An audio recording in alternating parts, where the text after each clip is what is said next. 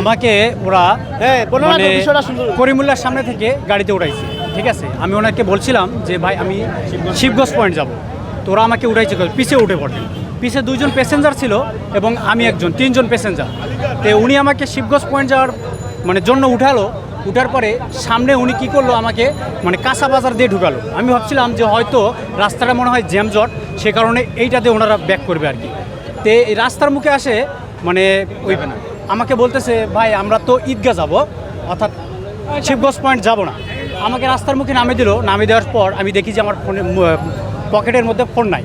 তারপরে আমার সামনে একজন মোটর সাইকেল, ঠিক আছে, ক্রস করতেছিল। ওই ভাইকে আমি বললাম যে ভাই আমার ফোনটা নিয়ে গেছে।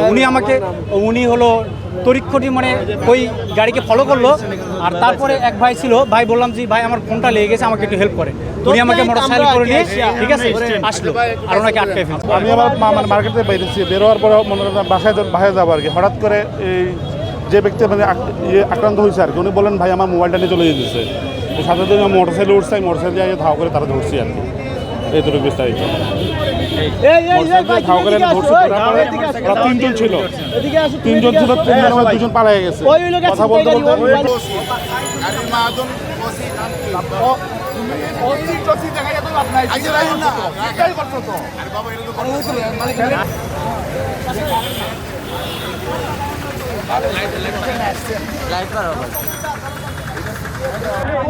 আমরা ওই দিক থেকে যাওয়ার পথে আর কি, যখন ওই জায়গায় দেখলাম যে এইরকম কার্যকলাপ আর কি সিএনজি ড্রাইভার আর করতেছে, তখন আমার বন্ধু সুমন শীল এবং রূপম তালুকদার এবং ছোটো ভাই অসীম, আমরা একসাথে আর কি সাথে সাথে আমরা আমাদের 2টা মোটরসাইকেল থামাইয়া আমরা ওই জায়গায় আসলাম। আসিয়া বিষয়বস্তু ওকে ধরিয়ে আমরা আর কি তারা পুরো প্রশাসন কল করলাম। প্রশাসনের সাথে এসে বললাম দেন, আর যে ভদ্রলোকের আর কি চিন্তাই করছে ওকে আনিয়ে আমরা কি প্রতি যেন তুমি ভয় পাও না, তুমি সব কিছু খুলে বলো। তখন কীভাবে চিন্তা হয়েছে প্রশাসনের মাধ্যমে আর কি ওকে ধরে আমরা